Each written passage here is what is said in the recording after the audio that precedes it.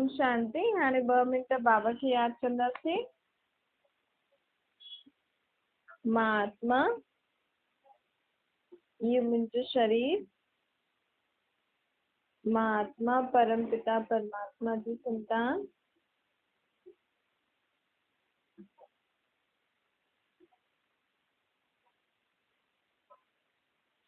हाणे मां आत्मा पंहिंजे बाप खे याद थी करां निराकार रूप में।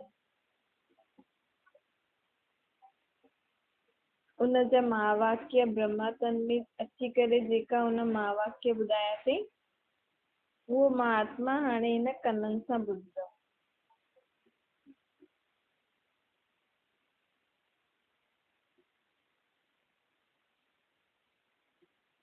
अॼु मीठा मीठा श्री बाबा ब्रह्मा तन द्वारा चवनि था, मीठे मीठे बच्चे, तव्हांखे मां ब्रह्मा जे तन में अची करे ज्ञान ॾियण आहियां। तव्हांखे हाणे मां ज्ञान जो दान ॾियण आहियां। तव्हां भक्ति मार्ग में मुंहिंजे हथ दान पुण्य कंदा हुयो न, लेकिन तव्हां धन संपत्ति दान कंदा आहियो, जेके मां तव्हांखे ॿिए जन्म में ॾींदो आहियां। लेकिन हाणे मां तव्हांखे ज्ञान जो धन ॾियण आहियां। हिन ज्ञान धन सां तव्हांखे सत्युग में संपत्ति मिलंदी। इहो ज्ञान धन सां असांखे सत्युग में स्थूल संपत्ति मिलंदी, धन मिलंदो। हाणे जेतिरो असां इहो ज्ञान धन ॿुधंदासीं, धारण कंदासीं, ओतिरो इहे ज्ञान जा हिकु हिकु शब्द असांखे सत्युग में कंहिंजे रूप में मिलंदो, धन जे रूप में। जेतिरो असां परमात्मा खे यादि करे पंहिंजे पाण खे पावन ठाहींदासीं, शक्तिशाली ठाहींदासीं, परमात्मा में जेका गुण आहिनि पंहिंजे अंदरि धारण कंदासीं, शक्तियुनि खे गुणनि खे, ओतिरो असांखे सत्युग में संपत्ति मिलंदी, सुख मिलंदो।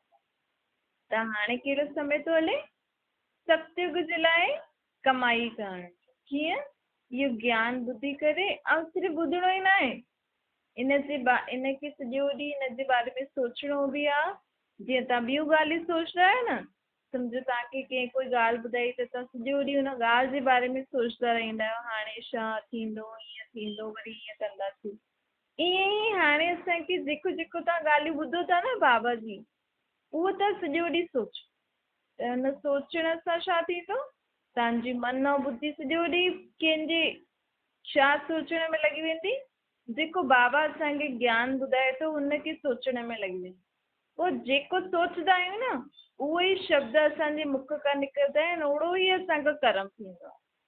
छो जी सोच त ॾेखारण में नथी ॾे, लेकिन माण्हू छा थो सोचे हुनजे शब्दनि सां, हुनजे कर्मनि सां पतो लॻी वेंदो आहे। भले माण्हू चए की न मां त ईअं नथो सोचां, लेकिन बाबा चईंदो आहे तव्हांजा शब्द ऐं कर्म छा प्रतीक आहे, छा ॾेखारींदो आहे कि हिनजी सोच शक्ति कीअं अथसि। त सदा ही परमात्मा जी चिंतन में रहंदासीं, परमात्मा जी ॻाल्हियुनि जे बारे में सोचंदा रहंदासीं कि हुन असांखे छा छा ॿुधाईं, त असांजा शब्द ऐं कर्म कीअं थींदो? ओड़ा ई थींदा न। त तव्हांजा शब्द ऐं कर्म जॾहिं बाबा जे ज्ञान जे हिसाब सां थींदा त तव्हांजी बि कमाई थी वेंदी। छो जी तव्हां जीअं जेको सोचंदव उहो ई ॻाल्हाईंदव, ओड़ो ई कमु कंदव, त हुन सां माण्हुनि खे बि सुख मिलंदो। छो जी परमात्मा जे ज्ञान जे चिंतन सां, परमात्मा जे चिंतन सां असांजे जीवन में शक्ति गुण सम्झ वधंदी आहे। ऐं इन सां हिकु त इहो फ़ाइदो आहे कि असां फालतू ॻाल्हियुनि खां बची वेंदासीं, ॿियो असांजा कर्म ऐं शब्द सुधरंदा, बोल। ॿियो असांजी 21 जन्मनि जे लाइ कमाई थी थिए। ॾिसो चईंदा आहिनि न, अगरि सुठी रीति पढ़ंदे लिखंदे त वॾो ज़्यादा पैसा कमाईंदी। छो? उहो त पढ़ाई थो करे न, त पढ़ाई सां हुनखे ज़्यादा पैसा कीअं मिलंदो? छो जी पढ़ाई करण सां हुनजो दिमाग़ु खुलंदो आहे, उहो सुठी रीति हर ॻाल्हि खे सम्झंदो ऐं पोइ कर्म में लाहींदो। त उते जिते बि नौकिरी आदि या धंधो आदि मिलंदो त हुन रीति उहो कमु कंदो त ज़्यादा पैसा कमाईंदो न। उहो ई बाबा चए थो, इहो जेको मां ज्ञान तव्हांखे ॾियां थो न, इनखे तव्हां जेतिरो सॼे ॾींहुं सोचंदव, वीचार कंदव, तव्हांजा शब्द ऐं कर्म उहो थींदा, तव्हांजी सोच ओड़ी ओड़ी थींदी वेंदव, ओतिरो असांखे सत्युग में धन संपत्ति मिलंदी। त असां छो जी असां जी हिते सोच ऐं कर्म सुधरंदा त हुन सां कंहिंजो फ़ाइदो थींदो? माण्हुनि जो फ़ाइदो थींदो। अॼु पाण सॼो ॾींहुं कुझु न कुझु व्यर्थ ई सोचूं था, नेगेटिव था सोचूं या कुझु न कुझु बुरी या पुराणी ॻाल्हियूं, दुख भई ॻाल्हियूं, हुन सां छा थो थिए? असांजे शरीर जो नुक़सान थो थिए, आत्मा जी शक्ति घटि थी थिए, ॿियो पाण ॿियनि जो बि नुक़सान था कनि। त हिन सां असांजी आत्मा खे घाटो थो पए न, शक्तियूं गुण ख़तम था थियनि ऐं धन बि ख़तम थो थिए न, शरीर बीमार त धन बि लॻंदो। ऐं ॾिसो माण्हू खे ख़ुशी न आहे अॼु, हिन करे ख़ुशी जे लाइ हेॾे होॾे वेंदो आहे, भई ॾाढो समय थी वियो घर में ईअं ई वेठा आहियूं, ख़ुशी न आहे, चलो हेॾे होॾे वञूं था, हुन सां बि ख़र्च। ॿियो माण्हू भक्ति में बि केॾो ख़र्च थो करे, त धन जी बि इन सां ख़र्च थो थिए। लेकिन बाबा जे ज्ञान जे चिंतन में सॼो ॾींहुं रहंदासीं त पंहिंजी आत्मा बि ख़ुशि रहंदी, पंहिंजो शरीर बि तंदुरुस्तु रहंदो, ॿियो पंहिंजे द्वारा ॿियनि खे बि कुझु प्राप्ति थींदी। त ॿिया अगरि ॿियनि खे असांखां असांजे सोचण, असांजे शब्दनि सां, असांजे कर्मनि सां सुख मिले थो त उहे असांखे छा ॾींदा? दुआयूं ॾींदा। ऐं इहे ई दुआयूं, इहे ई सभु कुझु असांखे सत्युग में धन संपत्ति जो रूप में ॾिसो, माण्हू अॼुकल्ह कुझु केरु कंहिंजे लाइ कुझु सुठो करे त हुनखे पैसा ॾींदा आहिनि न। हिते असांजी इहे दुआयूं जेकी जमा थियनि थियूं, जेकी शक्ति जमा थी थी, इहे सत्युग में स्थूल धन संपत्ति जे रूप में। त हाणे बाबा जी हिन ज्ञान जे सॼो ॾींहुं हिन ज्ञान जे चिंतन में, परमात्मा जे चिंतन में रहंदो त केॾो फ़ाइदो आहे न।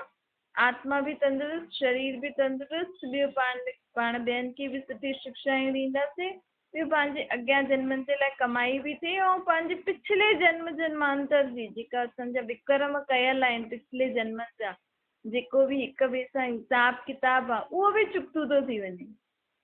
सिर्फ़ु हिकु बाबा खे यादि करे पिया, बाबा जे हिन ज्ञान जे चिंतन सां सस्तो सौदो थी वियो न। ऐं बाबा वठे छा थो असांखे? कुझु वठे थो? तव्हांखां कुझु चए थो कि मां तव्हांखे एॾो ज्ञान थो ॿुधायां त मुंहिंजे अर्थ एतिरो धन ॾियो, मूंखे एतिरो प्रसाद चढ़ायो, कुझु चए थो? न, चए थो कि मूंखे त तव्हांजा दुख ॾियो, मूंखे त तव्हांजा विकार ॾियो, मूंखे त तव्हांजी जेका बुरा स्वभाव संस्कार आहिनि उहो ॾियो, जेकी बि पुराणी ॻाल्हियूं तव्हांजे मन में दुख जी अथव न, उहो मूंखे ॾेई छॾो। तव्हांजो जेको इहो मन फालतू सोचे थो न, इहो मन मूंखे ॾियो। तव्हांजो इहो शरीर जेको रोगी पतित अथव न, इहो शरीर मूंखे ॾियो। अर्थात हिन शरीर में वेठी आत्मा मुंहिंजे ज्ञान चिंतन में रहे, मूंसां मूंखे यादि करे। त बाबा असांखे छा थो वठे, छा थो ॾे, छा थो? त तॾहिं त भॻवानु शिव खे भोलेनाथ चईंदा आहिनि, तॾहिं त हुनजे लिंग जे अॻियां नाग आदि ऐं हुन ते अक धतूरा चढ़ाईंदा आहिनि। छो चढ़ाईंदा आहिनि? छो जो शिव बाबा हाणे असांखां सभु कुझु बुरायूं वठे थो न, कड़वियूं चीजूं वठे थो न। दुखदाई ऐं बुरा स्वभाव संस्कार कड़ा हूंदा आहिनि न, हिक ॿिए खे असां कुझु चऊं त चुभंदा आहिनि। त कांटे जहिड़ो फूल चढ़ाईंदा आहियूं न, उहो अक जो धतूरो।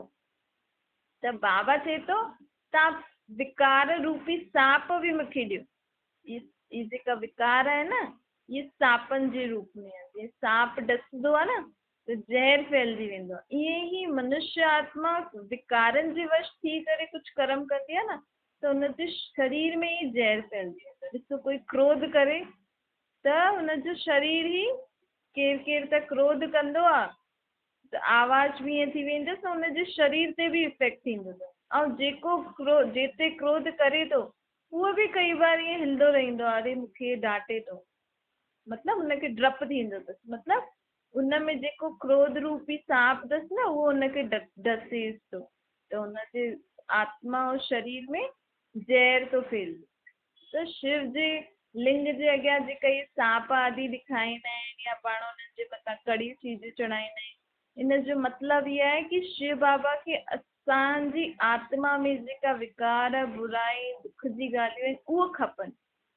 छो जो शिव बाबा खे छा, आत्माउनि खे पवित्र ठाहिणो आहे, पावन ठाहिणो आहे। छो जो हुनखे हाणे सतयुगी नई दुनिया जी स्थापना करणी आहे। सतयुगी नई दुनिया जी स्थापना जे लाइ परमात्मा खे आत्माउनि खे साफ़ करणो, आत्माउनि खे पावन ठाहिणो। छो जो सतयुगी नई दुनिया पावन दुनिया आहे न।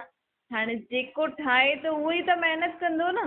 भई असां त हुन में वञण जे लाइ तयार आहियूं, लेकिन असांखे तयार करण लाइ केरु थो असांखे घड़ी घड़ी ज्ञान ॿुधाए, केरु चए थो असांखे घड़ी घड़ी मूंखे यादि करो ऐं पावन ठहो? उहो परमात्मा थो चए। त ॾिसो परमात्मा केॾो वॾो कमु थो करे न। हिकु त नर्क खे स्वर्ग थो ठाहे पियो, स्वर्ग में वञण लाइ असां आत्माउनि खे बि चए थो कि तव्हां बि मूंखे पंहिंजी सभु कड़ाहट बुराइयूं आदि विकार ॾियो ऐं मूंखे यादि करे पावन ठहो। मूंखां जेतिरियूं शक्तियूं खपनि, जेतिरो गुण खपेव, जेतिरो ज्ञान खपेव, उहो वठो, बिल्कुलु फ्री आहे। ईअं न मूं वटि कुझु खुटंदो न आहे। जेके दुकान में त पाण कोई फ्री में बि ॾे, अगरि सभु खणी वञनि था भई तव्हां मुंहिंजी दुकानु हाणे नथी हले त सभु फ्री में खणी वञो, खणी वेंदासीं त आख़िर त दुकानु ख़तमु थींदी न। लेकिन परमात्मा जी इहे जेकी दुकानु आहे, जिते शक्तियूं गुण ज्ञान मिलंदो आहे, हिते कॾहिं कुझु खुटंदो ई न आहे। ऐं ॿियो इहो आहे कि जेको अगरि बाबा जी दुकान तां शक्तियूं गुण वठी वञे ऐं ॿियनि खे बांटे त हुन वटि वधंदो वेंदो आहे। अगरि सम्झो तव्हां परमात्मा खां शांति जो गुण, शांति जी शक्ति या शांत कीअं रहूं हिन जो ज्ञान सिखियो ऐं तव्हां सिखी करे शांत रहणु सिखी विया, ॿियो ॿियनि खे बि सेखारियो, त तव्हांजे अंदरि शांति जो गुण, शक्तियूं ऐं सम्झ वधंदी वेंदी कि कीअं असां शांत रहूं। ॾिसो परमात्मा जी दुकान ते केॾी चीज सुठी मिलंदियूं आहिनि। न त हुन जी दुकान ते कुझु खुटंदो अथसि, न उहो जेके कुझु ॾींदो आहे अगरि उहो ॿियनि खे ॾियनि था उन्हनि वटि बि कुझु खुटंदो न आहे। त इहा दुकान परमात्मा जी हिकु ई बार खुलंदी आहे। कॾहिं? हाणे संगम ते हिकु ई बार परमात्मा हिन सृष्टि ते दुकानदार ठही ईंदो आहे, सेठ आहे दुकान जो, ऐं जेका बि हुनजा मददगार अथसि उहो हुनजा साथी, दुकान में साथी बि त हूंदा आहिनि, सेठ बि हूंदो आहे। त हाणे परमात्मा असांखे इहे सभु ज्ञान ॾिए थो, चए थो तव्हां बि धारण करो ऐं ॿियनि खे बि ॾियो। मनुष्य केॾो दुखी परेशान आहे न, ऐं ॾिसो केॾो भॻवान खे अञा ताईं ढूंढनि था, अञा ताईं हुनखे सॾु था करनि, लेकिन पाण हिते छा था करूं? भॻवान सां मिलूं था, भॻवान जी ॻाल्हियूं था ॿुधूं, भॻवान खे यादि करे पंहिंजे अंदरि शक्ति गुण वठूं था। उहो अञा ताईं असांखे हीअ शक्ति ॾे, असांजी हीअ मनोकामना पूरी कर, असांखे इहो गुण ॾे, इहे मांगनि था। हिकु थींदो आहे मांगण, ॿियो थींदो आहे असांखे प्राप्त थिए थो। ॾिसो दुकान में कॾहिं लंबी लाइन लॻल हूंदी आहे कोई चीज जे लाइ, त जेसि ताईं असां बि लाइन में लॻल आहियूं असां वटि बि चीज न आहे।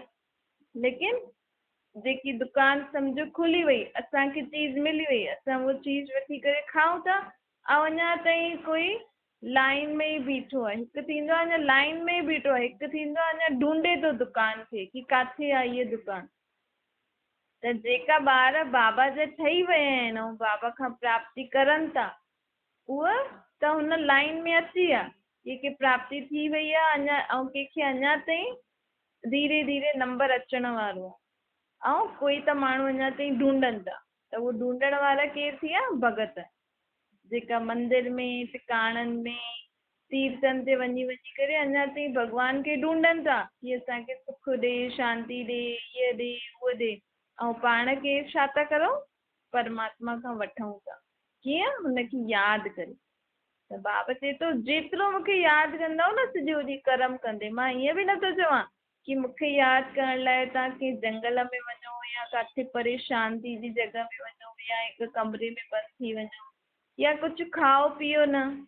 सन्यासी चई ईअं कयो अथनि न, भई भॻवान खां शक्ति वठण जे लाइ तप करो, यज्ञ करो, जप करो, उन्हनि इहो चयो अथनि।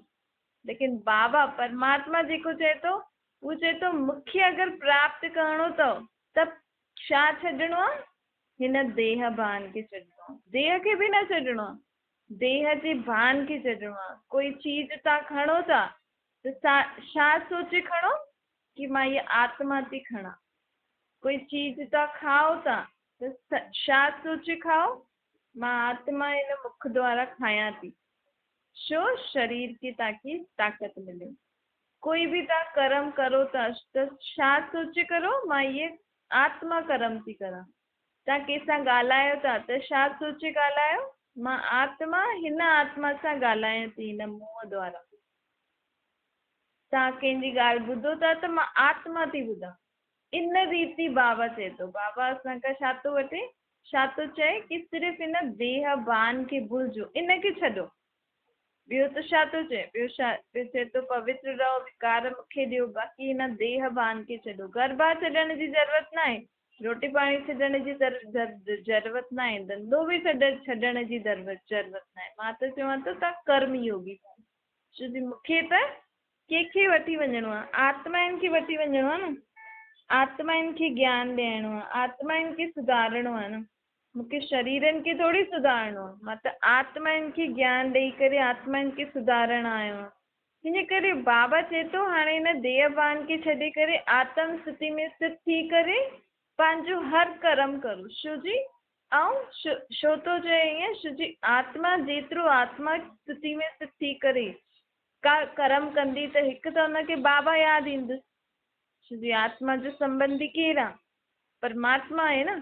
ॾिसो पाण शरीर खे ध्यानु रखी करे सॼो ॾींहुं कमु कंदा आहियूं त असांखे छा यादि ईंदो आहे, मां फलाणे जी धीअ आहियां, मां फलाणे जी नुंहुं आहियां, मां फलाणे जी पत्नी आहियां, या मां फलाणे जो पुटु आहियां, या इहे सभु यादि रहंदो न।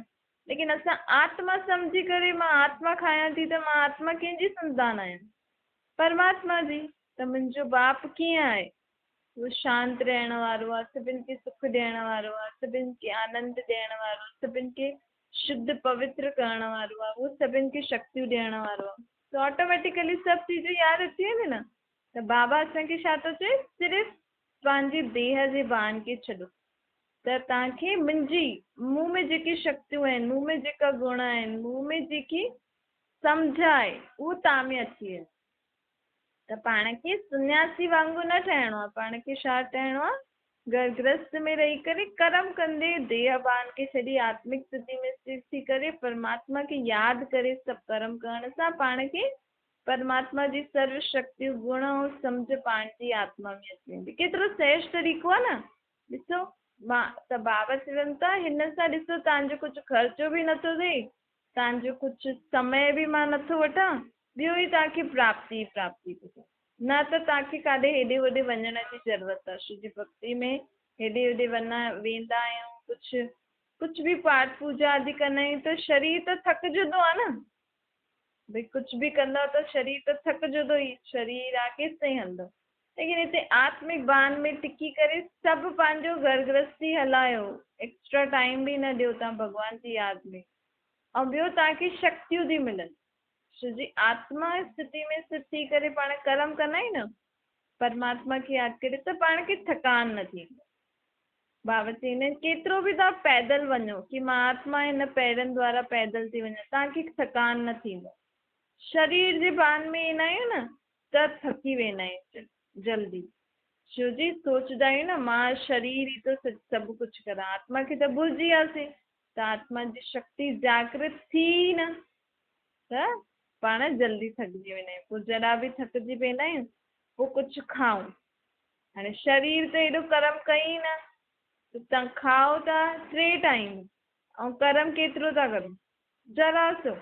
बाबा चए थो सॼो ॾींहुं बि माण्हू खे 2 फुल्का मिलनि, दाल रोटी, उहो ई काफ़ी आहे, एतिरो खाइण जी बि ज़रूरत न आहे। लेकिन मनुष्य आत्मा देह अभिमान में देह भान में अची करे कर्म कंदो न, त हुनजी रोटी बि ज़्यादा थींदी आहे। ॾिसो देवताउनि वटि भले ई हुते सत्संग में असांखे सर्व प्रकार जा व्यंजन हूंदा, कहिड़ी चीज़ जी कमी न हूंदी, लेकिन उते सत्संग में देवी देवता ॾाढो थोरो सो खाईंदा आहिनि। छो जी हुते आत्मिक बल सां सभु कर्म थींदो न, आत्मा जो भान हूंदो आहे, त असांखे बुख बि घटि ई लॻंदी आहे। हिते शरीर जे भान में करे करे पाण सभु कुझु करूं था न, त पाण खे रोटी पाणी बि ज़्यादा खपे। त बाबा हाणे असांखे छा थो शिक्षा ॾे कि पंहिंजे पाण खे आत्मा सम्झो, इहा मुख्य ॻाल्हि आहे। इन आत्मा सम्झण सां ई तव्हांजी हिन जीवन सां में विजयी अथव। छो जी अञा ताईं पाण देह भान में रहिया आहियूं न, त देह भान में विकारनि जी उत्पत्ति थींदी आहे, जंहिंजे कारण मनुष्य आत्मा दुखी परेशान थींदो आहे। ऐं हिते ई पाण आत्मिक स्थिति में स्थित थी करे हर कर्म कयासीं त पाण खे उहो दुख न थींदो आहे, सदा ई मन में शांती रहंदी आहे। छो जी आत्मा खे त पतो अथसि न सम्झो मां आत्मिक स्थिति में स्थित थी करे पंहिंजो जीवन जियां थी, कल्ह जो मुंहिंजो एक्सीडेंट थी वेंदो त मां छा सोचंदमि कि चलो मुंहिंजो आत्मा जो जंहिंसां हिसाब किताब थी वियो चुकतो थी वियो। एक्सीडेंट थींदो कोई न कोई साम्हूं वारे जे कारण थींदो या कहिड़े न कहिड़े रीति ॿिए रीति थी वियो। डॉक्टर खे ॾेखारियो हुन सां बि कोई हिसाब किताब हूंदो, जेकी नर्स आदि ध्यानु ॾींदी हुन सां बि हिसाब किताब थींदो, तव्हांजे घर वारा तव्हांजी संभाल कंदा उन्हनि सां बि तव्हांजो हिसाब किताब चुकतो थी वियो। त इन रीति आत्मिक स्थिति में स्थित थी करे पाण सभिनि दुखनि सां बि दूर थी सघंदा आहियूं, सूरनि सां बि दूर थी सघंदा आहियूं।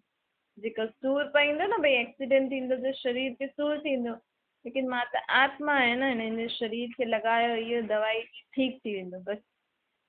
हिन रीति पाण ॿियो बि पंहिंजा ॾाढा दुख पंहिंजी हिन आत्मिक स्थिति सां स्थित थी करे दूर थी सघंदा आहिनि, लेकिन हिन जे लाइ पाण खे इहे घड़ी घड़ी अभ्यास करणो पवंदो, ध्यानु ॾियणो पवंदो। हीअं न पाण हाणे ॿुधियोसीं मां चवां हाणे मां सभु हमेशह आत्मिक स्थिति में स्थित रहंदमि ऐं हाणे खां तव्हां थी वेंदव, न ईअं न थींदो। इहे बि बाबा असांखे पढ़ाई थो पढ़ाए न, त तव्हांखे हिन जो अभ्यास बि करणो पवंदो, घड़ी घड़ी पाण खे यादि बि ॾियारणो पवंदो। जीअं स्कूल में टीचर पढ़ाईंदो, अगरि उहो ॿार रिवाइज़ न कंदो त झटि हुनखे यादि थोरी ईंदुसि, अगरि उन ॾींहुं रिवाइज़ न कई पको न कई हुनजो घड़ी घड़ी रोज़ु अभ्यास न कंदो त भुलिजी वेंदो। ईअं ई बाबा चए थो रोज़ु हिन जी अभ्यास करो। छोजी पाण 63 जन्मनि खां द्वापर युग खां असां हिन देह भान में रहिया आहियूं, त इहे देह भान देह अभिमान पंहिंजे पको थी वियो आहे। पूरो 2 युग द्वापर कलयुग खां देह भान में रहिया आहियूं त इहो देह जो पाठ असांजो पको थी वियो आहे। हाणे असांखे आत्मा जो पाठ पको करणो, त हुन जे लाइ परमात्मा हाणे अची करे असांखे ब्रह्मा जे तन में अची करे इहे शिक्षायूं थो ॾे। छोजी असां हुनखे सॾु कयो आहे न भई असांजा दुख दूर कर, असांखे सुख ॾे, शांती ॾे। त बाबा चए थो तव्हां त ॾाढी महिनत था करो की असांखे सुख ॾे, शांती ॾे, हेॾे होॾे वञो था भई मन खे शांती थिए।